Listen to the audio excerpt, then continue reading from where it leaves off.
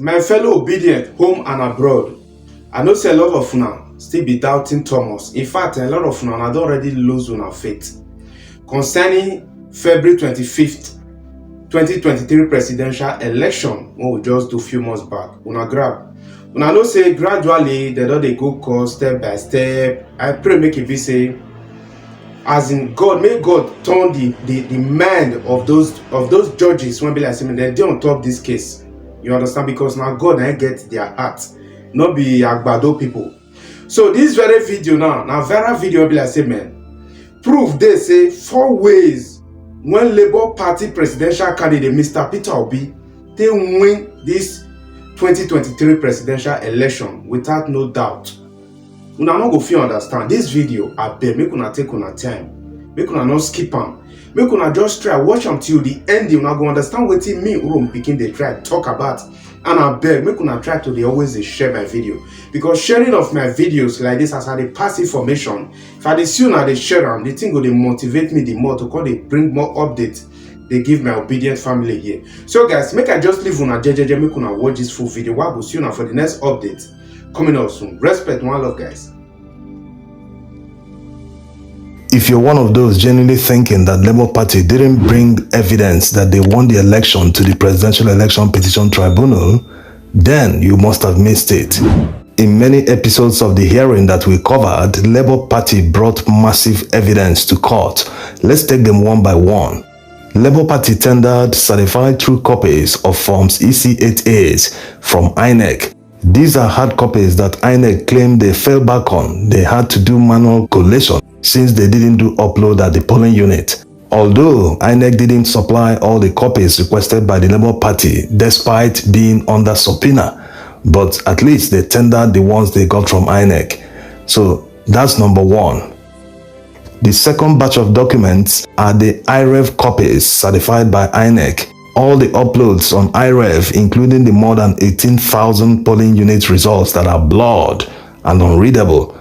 No matter the reason that INEC is giving that prevented them from using IREV copies to do collation, IREV is still recognized by the electoral law. So that is why Labour Party submitted IREV copies. IREV copies should be the same as hard copies.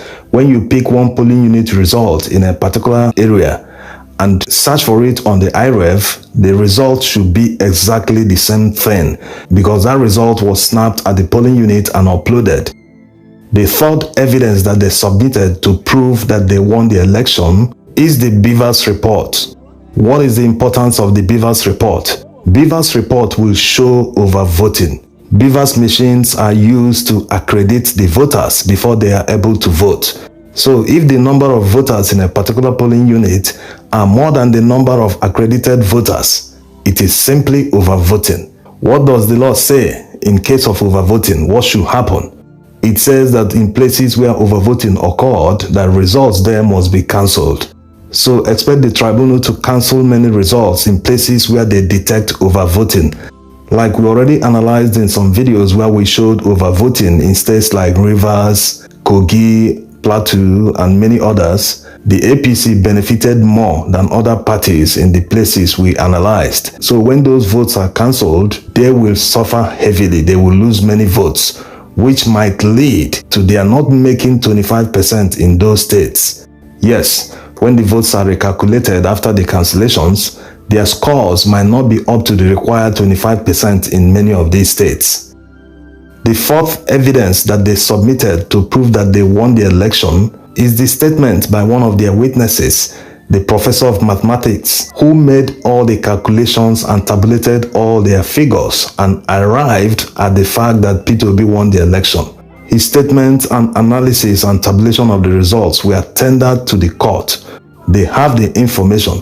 It is not the fault of the Labour Party that the defendants did not bring any witness to counter what they tendered. Because normally if someone is making an accusation, made an accusation against you and you people end up in court, you are supposed to come to court and say, hey, I didn't do what this guy is accusing me of. I'm innocent. You just lay down everything, tell your story and be proved right.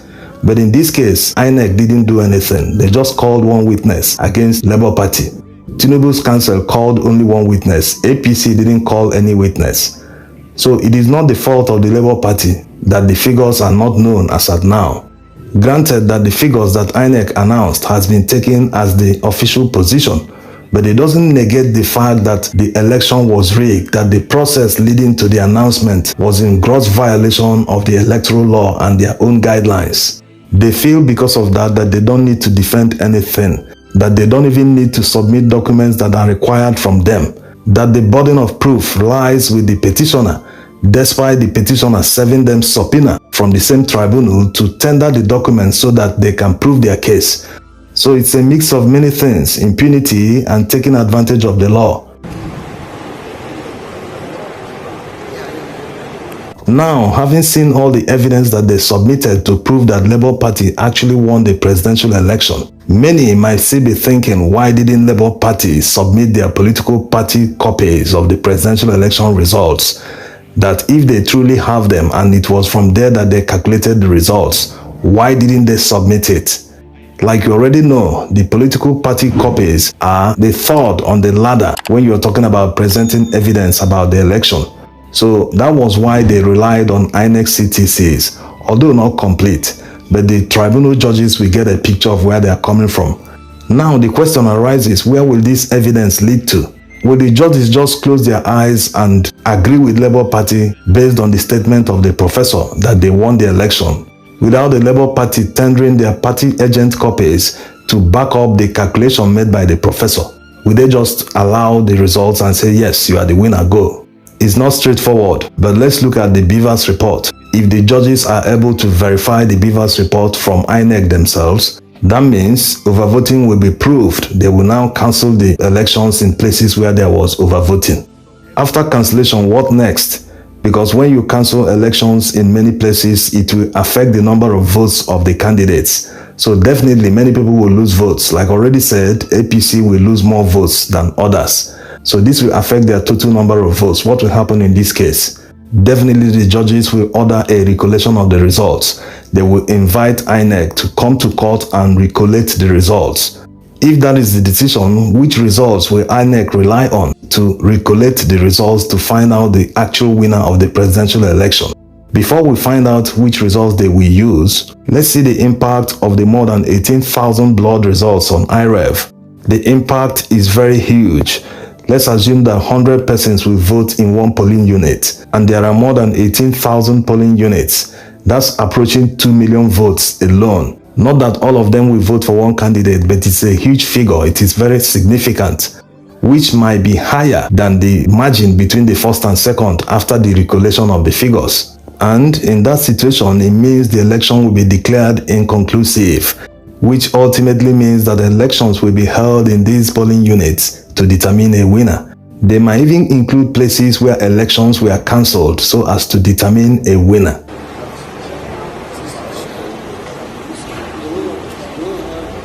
So in terms of determining who won the presidential election at the Presidential Election Tribunal, it seems that the judges will arrive at 3 conclusions, or maybe 4. But before we go through all of them, let's see which presidential election results that INEC will use to recalculate the votes in case a recollation is ordered by the court. All parties have closed their case, so there's no more room to admit or tender evidence. So that stage has passed. The court will rely on all the evidence before them, the IREV copies and the hard copies tendered by the Labour Party. And since they are the same thing, they will just use the IREV copies to do the collation. In places where they are not available, they will default to the hard copies. So INEC will recollate the results to determine a winner. If they are not able to arrive at a winner, that means there will be a runoff election. Now let's look at the 4 conclusions the Honorable Justices at the Appeal Court may arrive at after looking at the evidence. 1 is outright cancellation.